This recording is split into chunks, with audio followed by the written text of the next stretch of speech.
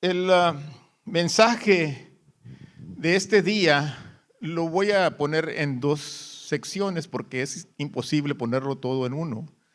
Pero siempre, casi que desde el principio que comencé a predicar aquí, este mensaje me hacía cosquillitas todo el tiempo, me llamaba la atención. Y gracias a Dios que ahora se derramó su espíritu y Él es el que va a estar dando este mensaje de las bienaventuranzas. ¿Sí conocen de las bienaventuranzas? Aleluya.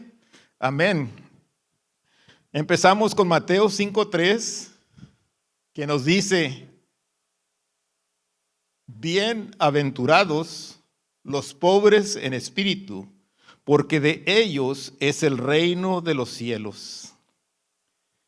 El reino de Dios en las Escrituras se expresa en el lenguaje de la monarquía. Dios no gobierna por una consulta popular alguna ley o acto de decisión que se somete a una votación. No existe tal cosa del pueblo. Sus mandamientos no son sugerencias. Él da decretos reales y ha elevado a su Hijo Jesucristo a la posición de Rey de Reyes y Señor de Señores. La forma consumada de gobierno en este universo es una monarquía porque Dios ha ungido a su príncipe para que sea nuestro rey. Su príncipe tiene la autoridad para otorgar herencia, membresía y propiedad en ese reino a quien Él elija. En la primera bienaventuranza, Jesús declara una promesa con respecto al reino de Dios. La promesa es que el reino de los cielos será dado a aquellos quienes Jesús definió como pobres de espíritu. ¿Cuántos conocen? Sé que todos conocen las bienaventuranzas. ¿Conocen verdaderamente lo que significa las bienaventuranzas? Ese es el mensaje que tenemos esta mañana. No se trata de excluir la pobreza material de esta bienaventuranza. Más bien, Mateo quería que sus lectores entendieran que la pobreza material no gasta el significado de este texto. No porque eres pobre vas a recibir el reino de Dios. Pobre de cosas materiales o que siempre anda sin dinero en la bolsa. Aquellos que son pobres en términos de posesiones materiales también pueden ser pobres en espíritu. Pero aquellos que son ricos también pueden ser pobres en espíritu. También pueden haber personas profundamente empobrecidas que están amargadas, codiciosas y enojadas con Dios y que son algo más, pero no pobres de espíritu. Por lo tanto, debemos tener cuidado de no hacer una identificación directa entre la pobreza material y la pobreza espiritual. El punto es que Jesús está haciendo una promesa a aquellos que no son ricos en sus propios engreimientos, alguien que no se sienta superior por lo que tiene, pero que encuentra su suficiencia y la satisfacción en Dios Padre. Jesús estaba abordando un tema que era cualquier cosa menos abstracta, o sea, difícil de entender para la gente de su tiempo. Habló a aquellos que estaban empobrecidos por los estándares del mundo, algunos debido a la opresión de un gobierno extranjero. Como ustedes saben, el gobierno romano en ese tiempo estaba tomando poder de todo Israel.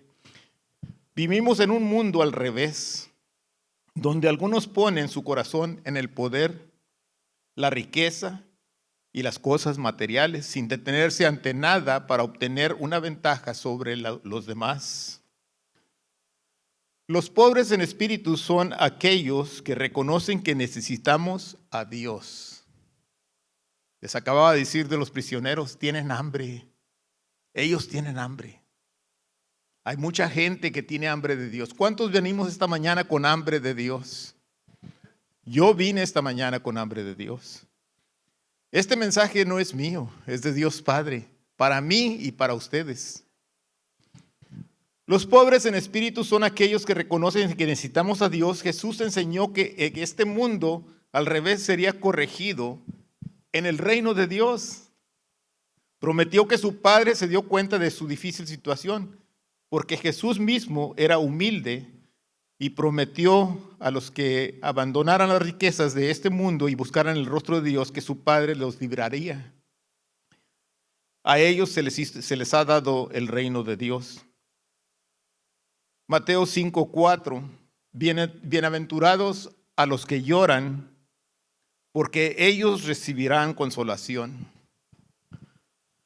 Los que lloran reconocen que el pecado nos lleva al anhelo del perdón y sanidad de Dios. Yo cuando le falto a Dios, llego a ese punto, que yo me ruedan lágrimas porque le falté a Dios en ciertas cosas. El sabio no restringe su significado a ninguna de esas posibilidades porque hay diferentes tipos de duelo, o sea, challenge, a los que se hace referencia en las escrituras. Obviamente existe un duelo que viene con la pérdida de un ser querido. También está ese duelo de arrepentimiento por lo que uno ha hecho, por el cual cuando el Espíritu Santo nos convence de nuestro pecado, nos entristecemos profundamente, como les acabo de decir, y sentimos conmovidos a la tristeza por haber ofendido a Dios. Pero todavía hay otro tipo de duelo que es más amplio a su aplicación. Un duelo que cae sobre las personas que sufren los dolores de la persecución. Jesús habló del sufrimiento que viene como resultado directo de identificarse con Él, con el resultado directo de identificarnos con Jesucristo. Los hijos de Dios son hijos de luto. En esto somos como nuestro Maestro. Jesús fue llamado varón de dolores, experimentado en quebranto.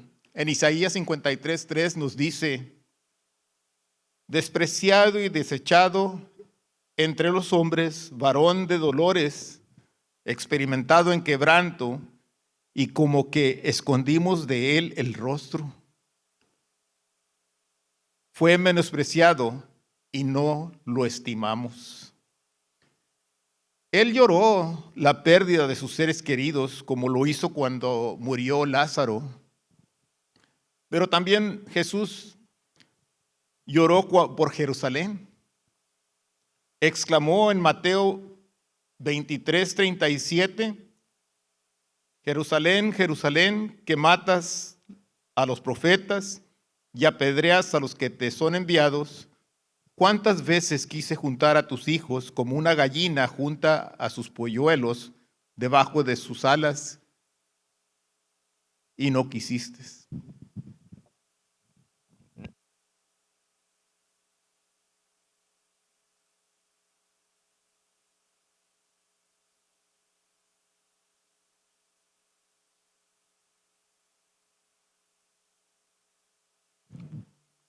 Jesús estaba profundamente afligido por todo el dolor que veía en este mundo y también por la fuerza y el poder de la maldad en este mundo. Experimentó siendo humano y sintió dolor. El Antiguo Testamento habla de luto en muchos lugares. En Eclesiastes 5, leemos que hay un tiempo para llorar. Los salmos contienen muchas expresiones de profundo dolor, particularmente la pluma de David, como cuando exclamó en Salmo 6:6, me he consumido a fuerza de gemir. Todas las noches inundo de llanto mi lecho, riego mi cama con mis lágrimas. La historia de Israel es de una nación familiarizada con el sufrimiento debido a su ubicación hasta esta fecha. Israel experimentó grandes turbulencias ya que se luchaba continuamente por él. Esta pequeña nación fue un peón en muchos conflictos del mundo antiguo. Era una tierra marcada por la sangre, el dolor y el sufrimiento. Y sin embargo, era la tierra prometida, la tierra que Dios le dio a su pueblo Israel. De modo que el pueblo que él había llamado del mundo era un pueblo experimentado en el sufrimiento. Era parte de su destino nacional. Por lo tanto, en sus expectativas religiosas estaba la promesa futura del consuelo. Y el consuelo era Jesucristo. Encontramos la nación de Simeón. Era un santo anciano a quien Dios le había dado una promesa en Lucas 2, 25, 26. Y he aquí en Jerusalén un hombre llamado Simeón. Y este hombre justo y piadoso esperaba la consolación de Israel, y el Espíritu Santo estaba sobre él. Y le había sido revelado por el Espíritu Santo que no vería la muerte antes de viese al ungido del Señor. Simeón no solo era justo y devoto, esperaba algo, el consuelo de Israel. Este término no se refiere simplemente a un evento o experiencia de comunidad que la nación disfrutaría. De ninguna manera. Se entendía de que la consolación de Israel se refería a una persona, el Mesías, que ministró a los pobres y a los heridos y a los afligidos.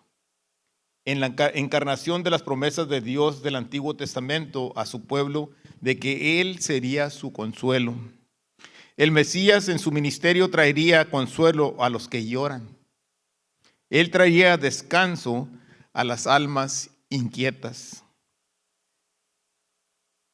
Ese es el ministerio de Dios a su pueblo. Él promete sanar corazones rotos y restaurar sus almas. Eso es lo que está a la vista aquí en la segunda bienaventuranza. No porque el duelo sea una ocasión alegre. Jesús no estaba disminuyendo el dolor y la aflicción que se asocian con el duelo. La razón por la que somos bendecidos en el duelo es porque al pueblo de Dios se le promete el consuelo de Israel. El dolor es una bendición disfrazada. Bienaventurados los que lloran, porque serán consolados por el consuelo de Dios con nosotros. Acabamos de pasar Navidad, Dios con nosotros. Todo el mundo sabe lo que es el dolor y la tristeza. Todo el mundo ha estado en la casa de luto. Todos hemos pasado por algo así. ¿A dónde iremos en busca de consuelo? ¿Cuál es nuestro consuelo? Jesús dijo a la gente, en Mateo 11:28, venid a mí todos los que estáis trabajados y cargados, y yo os haré descansar. Estas fueron las palabras de la consolación de Israel encarnado. De la consolación de Israel encarnado, Jesucristo. Esa es la promesa de Cristo a todos los que lo miran en medio del duelo. En medio de los problemas que estamos pasando, si miramos a Jesucristo, Él nos va a dar consuelo. Mateo 5:5. Bienaventurados los mansos, porque ellos heredarán la tierra. El concepto de mansedumbre a menudo evoca una imagen de alguien que es un felpudo, una carpeta, un carpet, para todos, que es alguien sin sabor y que no tiene columna vertebral y carece de virtudes. Pero las Escrituras proporcionan dos ejemplos de mansedumbre en dos personas más prominentes de la Biblia. En el Antiguo Testamento, el hombre que se destacó por su mansedumbre fue Moisés. Y en el Nuevo Testamento, el hombre que más conocido por su mansedumbre fue Jesús. Sería extremadamente difícil encontrar dos figuras en la historia de toda la humanidad que exhibieran mayor fuerza de carácter que estos dos hombres. Moisés era un líder cuyo coraje era asombroso.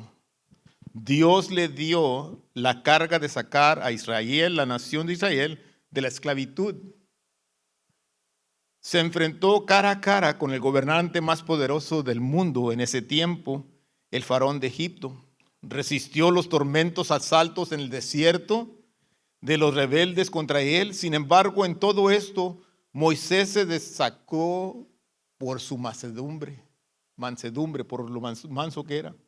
En Números 12:3, y aquel varón Moisés era muy manso, más que todos los hombres que había sobre la tierra. Y en Mateo 11:29 Jesús se refirió a sí mismo como manso y humilde de corazón. Dice en Mateo 11:29, llevad mi yugo sobre vosotros y aprended de mí, que soy manso y humilde de corazón, y hallarás descanso para vuestras almas. Sin embargo, se opuso a toda la estructura de poder de su época, resistiendo a la opinión pública, resistiendo a las autoridades políticas y a las religiosas, y soportando un dolor y tortura increíble a manos de sus captores. Pero a pesar de su enorme fuerza y poder, fue llamado el epítome de la mansedumbre. Obviamente, entonces, ser manso no es ser débil. De hecho, ser manso, en el sentido bíblico, requiere un cierto tipo de fuerza interior que es extremadamente rara. Aleluya. En el 2001, Dios me concedió un trabajo que en ese tiempo yo pasaba por una situación difícil de una separación de matrimonio y me puso en una posición, Dios Padre, donde fui gerente general de una de las empresas más grandes de aquí del Valle. Dios me puso al mando de sobre arriba de 270 personas. Y no nada más eso, también me puso al mando del equipo que tenía, el equipo pesado, los camiones, los remolques, que sobrepasaban 300 piezas de equipo. Así es que tenía una responsabilidad muy grande. Y Dios, yo ya conocía a Dios en ese tiempo. Pero estaba muy alejado de Él por mi comportamiento. O sea, cuando yo me comportaba mal, pues me alejaba de Dios. Y esa situación, yo no estaba en esa situación que yo me encontraba, yo no podía lograr lo que tenía que hacer con esa empresa. Y ellos contaban que yo iba a salir adelante, ¿verdad? Porque me habían puesto en esa posición, que yo iba a salir adelante. Todos digan, pero Dios usó en ese tiempo. Antes de eso, yo era arrogante, yo era orgulloso, yo ponía gente, las ponía bajo a las personas en lugar de animarlas. Y Dios me hizo, en ese tiempo, hizo su obra, Dios Padre, para ser la persona que ahorita soy. Y estoy trabajando, Dios Padre, Él no va a dejar de trabajar en mí hasta el final. Él me hizo una persona bien mansa con esa situación. Cuando yo me di cuenta que la única manera que yo podía glorificar a Dios es obedeciéndolo en lo que Él me diera, en lo que Él me hiciera conmigo. Cantamos el canto ese, haz lo que quieras conmigo.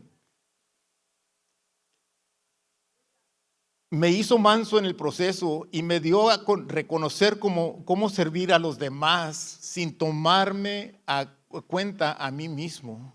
O sea, ponía a los demás enfrente. De esa manera mi fe en Dios aumentó, sabiendo que Él estaba obrando en mí. Dios me dio éxito en ese trabajo para su gloria, para su gloria. En las mañanas, antes de mandar a las personas, a los empleados a sus diferentes puntos, claro que el trabajo no lo hacía yo solamente, yo supervisaba, ¿verdad? Y debajo de mí tenía más supervisiones.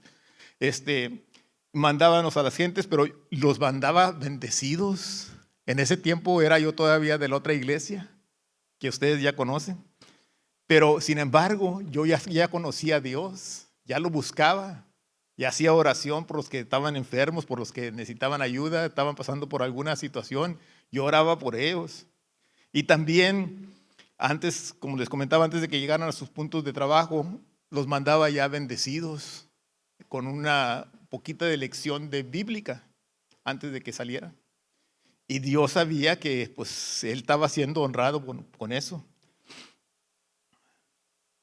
Cuanto más poder tengas en el mundo y más autoridad se te haya dado en cualquier situación, más necesario sería ser misericordioso y humilde. Dios me hizo manso a través de ese trabajo. Esta es una enseñanza bíblica primaria. Es fácil cuando uno está en una posición de poder y autoridad usarlo en una exhibición de arrogancia y tiranía, pero Dios se resiste a ese tipo y a ese estilo. Hay un extraño secreto que muchas personas no entienden. No solo es importante que las personas que están en posiciones de poder y autoridad moderen ese poder con gracia, sino que es más fácil ser amable cuando tienes poder. Debido a lo que tienes el poder de ser amable, no necesitas ser tiránico, malo o abusador. Es solo cuando las personas no están seguras de su autoridad, y Dios me dio esa seguridad, que manifiestan una especie de reinado tiránico sobre la vida de otras personas. Es importante recordar eso al considerar a Moisés y a Jesús. Nadie en el Antiguo Testamento estaba con más cualidades, con más poder que Moisés. Y ciertamente nadie ha tenido más poder que el que tuvo Jesús. Sin embargo, con el gran alcance de poder y autoridad que tenían estos dos hombres, ambos entendieron que podían darse el lujo de ser amables. Por lo tanto, cuando se describió a Moisés como manso, en parte lo que eso significa es que ejerció su poder con mansedumbre y sensibilidad, todo como lo hizo el Señor. Piensa por un momento en el estilo de liderazgo de Jesús. Una persona que supervisa a las personas debe conocerlas, dándose cuenta de que algunas de ellas son tercas y necesitan ser empujadas de vez en cuando, mientras otras son débiles y heridas y necesitan ser tratadas con delicadeza. Esto es lo que vemos con Cristo Jesús. Cuando Jesús trató con personas con autoridad como los fariseos, ya saben ustedes, era más fuerte que el acero. No les quitó nada y los reprendió con palabras duras. Sin embargo, se dice de Jesús que no quebrará caña quebrada. Me gusta esta lectura en Isaías 42:3. No quebrará la caña cascada ni apagará al pábilo que humeare. Por medio de la verdad traerá justicia. Con los abatidos y los humildes de su época era tierno, era suave y era gentil. Era manso, es decir, templaba su poder a su autoridad de acuerdo con las necesidades de las personas bajo su cuidado. Lo opuesto a la mansedumbre es un manejo arrogante y rudo del poder y de la autoridad. Muy a menudo, cuando pensamos en personas que ejercen el poder sin ningún respeto o consideración por las personas bajo su autoridad, la palabra que nos viene a la mente es que son despiadados, o sea, no tienen misericordia. La persona despiadada hace lo que sea necesario para lograr lo que quiere y no tiene miedo de usar fuerza o poder excesivos para lograr sus objetos. Es difícil ser restringido cuando uno tiene autoridad y poder y los intereses creados están siendo amenazados. Cuando queremos algo y sabemos que podemos conseguirlo si ejercemos el poder, entonces dar un paso atrás y pensar en los demás y no en nosotros mismos, eso es ser manso. El hombre que es manso ante Dios y tiene esa fuerza interior que le permite ser amable ante los hombres, no será un hombre violento. Esa virtud de espíritu le permitirá ser moderado. Una persona autocontrolada y templada no es dada a los excesos, sino que vive dentro de restricciones. Sabemos que tenemos una barrera, tenemos barreras a los lados, no queremos salirnos de ese lugar. Tenemos que caminar como Dios quiere, rectos por el camino que Él nos da.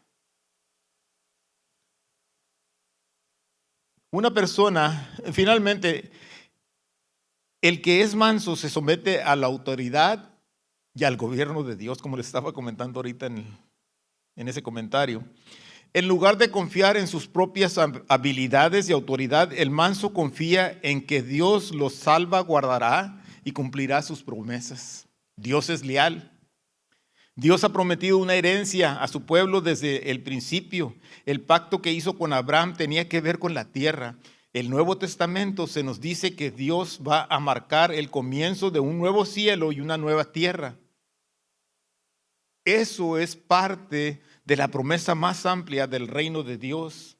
Jesús les dijo a sus discípulos que esperaran el día en que el día en que el rey diría. Mateo 25:34, entonces el rey dirá a los de su derecha, venid benditos de mi Padre, heredad el reino preparado para vosotros desde la fundación del mundo. Dios ha prometido el mundo entero como herencia a Cristo Jesús, y aquellos que son de Cristo participan en su herencia. Así que la persona mansa, en lugar de arrebatar o agarrar para poseer lo que puede conquistar en este mundo, es paciente para esperar la herencia que Dios nos ha prometido. Aleluya. Todos necesitamos escudriñar nuestras almas cuando escuchamos estas virtudes expuestas por Cristo. Ninguno de nosotros es tan manso como debería de ser. A veces confundimos ser manso con ser débil. A veces no decimos nada cuando deberíamos. Excusamos nuestra cobardía atribuyéndola a la humildad y a la mansedumbre. Moisés no era un cobarde y ciertamente Jesús no era un cobarde. La mansedumbre no excluye la audacia. Todos digan audacia, no la excluye la mansedumbre, pero sí la arrogancia, sí la excluye. El cristiano que es manso es valiente. Digan, soy valiente. Amén. En ser obediente al llamado de Dios en su vida. Ser manso es ser sumisivo al gobierno de nuestro Rey. Amén. Aleluya. Mateo 5:6. Bienaventurados los que tienen hambre y sed de justicia, porque ellos serán saciados.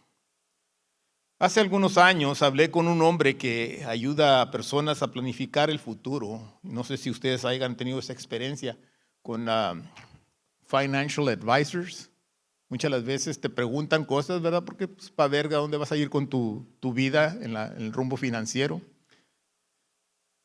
Me preguntó sobre mis metas, sobre lo que quería lograr en la vida. Mientras me hacía preguntas, noté yo que había algo que estaba ausente en sus preguntas.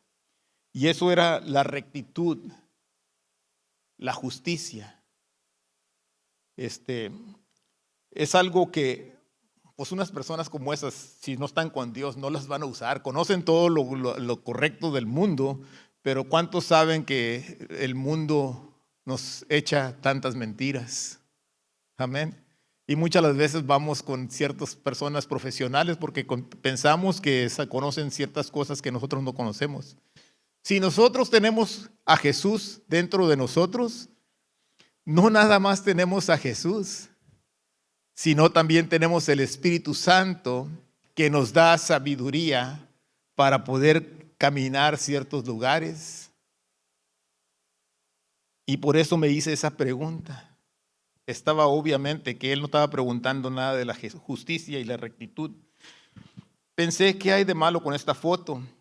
¿Cómo podría un cristiano establecer metas en la vida y no tener en mente el logro de la justicia a los ojos de Dios? ¿Qué nos dijo el Señor en Mateo 6:33? Más buscar primeramente el reino de Dios y su justicia, y todas estas cosas os serán añadidas. Una de las cosas más aterradoras que Jesús dijo está en Mateo 5:20. Porque os digo que si vuestra justicia no fuere mayor que de los escribas y los fariseos, no entrarás en el reino de los cielos. Los fariseos se dedicaban a la búsqueda de la justicia, pero terminaron en una búsqueda distorsionada de la justicia propia. Puede ser fácil descartar la búsqueda de la justicia como si siempre terminaría en una justicia inflada. Pero esto no elimina la obligación que Cristo nos da de buscar primero el reino de Dios y su justicia. Esto se pone de manifiesto en las bienaventuranzas, donde Jesús pronunció una bendición sobre las personas cuya meta es la justicia. Nuevamente, Mateo 5:6. Bienaventurados los que tienen hambre y sed de justicia, porque ellos serán saciados. ¿Cuántos quieren ser saciados? Yo quiero ser saciado. Gloria a Dios. Él no dijo, bienaventurados aquellos cuya meta es la justicia, porque ellos alcanzarán su meta. No dijo de esa manera. No dijo, bienaventurados los que desean justicia, porque ellos llegarán al deseo de su corazón. Tampoco dijo eso. Más bien habló en términos cotidianos con respecto al hambre intensa. No debemos simplemente buscar la justicia o tener la justicia como meta. Debemos tener hambre y sed de justicia. A veces vemos atletas que son bien pagados, millonarios, que tienden a dormirse bajo los laureles y no tienen ganas de ganar. La semana pasada, ¿o cuándo fue que salió el Super Bowl o algo así? La semana pasada. Cuando yo miro a estos millonarios, me pongo a pensar, yo sé que se miran como que se dan golpes de veras, pero ¿de veras están poniendo todo lo que tienen? Son millonarios. Muchas las veces cuando llegas a ser millonario, multimillonario, a lo mejor no quieres ni maltratarte tanto. Por eso le pongo más atención a los novatos, a los jóvenes, como los del colegio, o si son boxeadores nuevos que apenas van entrando al deporte. Todo el tiempo tienen ganas, tienen hambre, tienen sed, quieren agarrar, quieren llegar al punto de ser exitosos. A veces los críticos miran a estas superestrellas y dicen no tienen hambre, mientras que el jugador joven, novato, no está establecido y no recibe mucho dinero, tiene hambre. Está dando el 100% de su esfuerzo. Cuando alguien está apasionadamente comprometido con su tarea, decimos que está hambriento de ella. Jesús no estaba diciendo, bienaventurados los que se preocupan de una manera arrogante para que tal vez crezcan en justicia. Pronunció una bendición sobre los que están hambrientos de ella. Bienaventurados aquellos cuya sed de justicia es una pasión consumidora. ¿Recuerdan a Jesucristo? Él mencionó en el Nuevo Testamento, nos dice que su celo por la casa de su padre lo consumió. En Juan 2:17, entonces se acordaron sus discípulos que está escrito, el celo de tu casa me consume. Este lenguaje gráfico significa que la pasión de Jesús por los asuntos de su Padre Celestial lo consumía. Su alimento era de seguir la voluntad de su Padre. ¿Cuántos quieren y desean seguir la voluntad de nuestro Dios? Así que Jesús mismo fue representado como un hombre que buscaba apasionadamente la justicia y logró lo que estaba persiguiendo. No hay manera de que Jesús pudiera haber sido más justo de lo que fue, pero estaba hambriento de ella en su naturaleza humana. Estamos condicionados a definirnos a nosotros mismos en términos de nuestros logros en lugar de en términos de nuestro carácter. Pero Jesús pronunció la bendición sobre un rasgo de carácter. Bienaventurados los que tienen hambre y sed de justicia. Afirmó que este no sería un esfuerzo infructuoso, pues prometió: quedarán satisfechos, saciados. Las enseñanzas de Jesús, particularmente en el Sermón de la Montaña, se hacen eco de los sentimientos que se encuentran en Isaías. En un lugar Dios dice esto, Isaías 41, 17 al 20. Cuando los pobres y los necesitados busquen agua y no la encuentren y tengan la lengua reseca por la sed, entonces yo, el Señor, responderé. Yo, el Dios de Israel, nunca los abandonaré. Abriré ríos para ellos en los altiplanos, les daré fuentes de agua en los valles y llenaré el desierto con lagunas de agua. Por la tierra reseca correrán ríos alimentados por manantiales.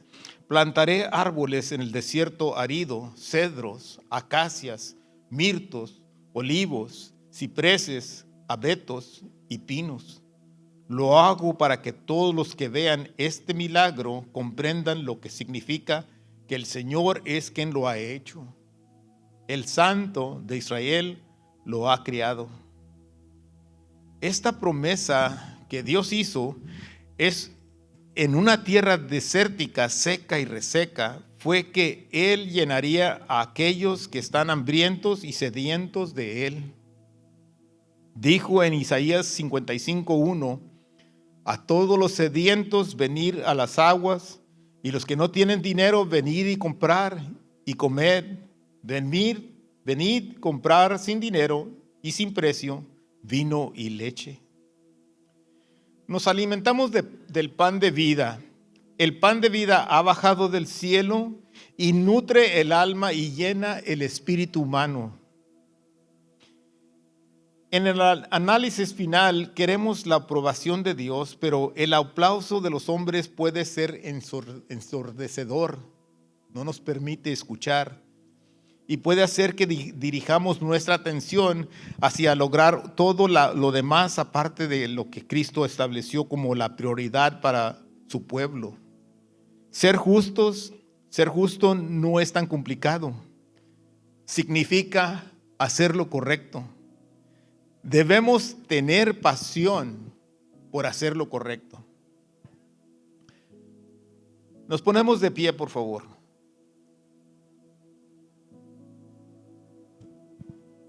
Jesús, esta mañana recibimos tus bendiciones y oramos para que el Espíritu Santo las haga realidad en nuestras vidas. Renueva nuestro espíritu recto dentro de nosotros. Un espíritu pobre, un espíritu que conoce nuestra profunda necesidad de tu gracia y liberación. Líbranos de tratar de salvarnos a nosotros mismos. Suaviza nuestros duros corazones con el don de las lágrimas. Ayúdanos a llorar nuestro quebramiento y el quebramiento de nuestro mundo. Ayúdanos a sentirlo plenamente. Ayúdanos a dar la bienvenida a tu consolación y a compartirlo bien con los demás. Padre generoso, que llenas a cada persona de dones, talentos y fortaleza, ábrenos a la mansedumbre para que podamos entregarnos gustosamente a tu autoridad y disciplina. Padre, amarga todo apetito falso y destructivo para que podamos tener hambre y sed solo de justicia, una relación correcta contigo, una relación correcta con los demás y entre los demás, una relación correcta con nosotros mismos, una relación correcta con tu creación. Te bendecimos y te honramos por tu misericordia sin fin, un torrente de gracia que se derrama constantemente. Haznos misericordiosos con toda la gente que te conozca, que toda la gente te conozca a ti a través de nosotros, Padre. Rompe nuestros corazones como el tuyo está roto, y en esta ruptura crea en nosotros corazones limpios, corazones puros, corazones santos. Nuestro deseo más profundo es verte trabajar en nosotros y en nuestro alrededor, y verte algún día cara a cara. En el nombre de nuestro Señor Jesucristo. Amén. Romanos 5:1. Por tanto, habiendo sido justificados por la fe, tenemos paz para con Dios por medio de nuestro Señor Jesucristo. Por favor, tome la mano de alguien allí cerca de ustedes y díganle: Cristo te ama y yo también.